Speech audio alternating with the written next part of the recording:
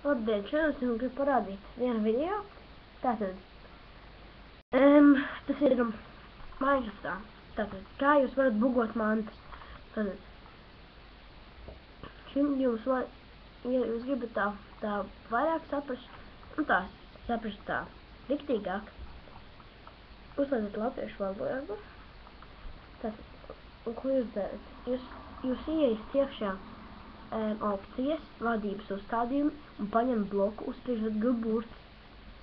Tātad, tas strādā arī multiplayerā, bet ir mīnus, vai jums vajag kreatīvu, lai to izdarīt. Tad jūs paņemat, piemēram,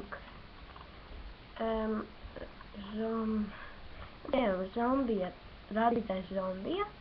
Tad tagad jūs spiežat, paņemat to pelīti un uz to zombijas ega. Paņemat, uzspiežat un redziet, viņš duplakētojas. Jā. Tātad, šo mēs darām. Ja jūs gribat duplikēt šādu mantas, jums vienkārši ir jādabūn kāds labs sets un ienāciet serverī, kas būs descriptionā. Tur var game mode, tad tu vari apgūt mantas, ja kādu labu piemēram, extension.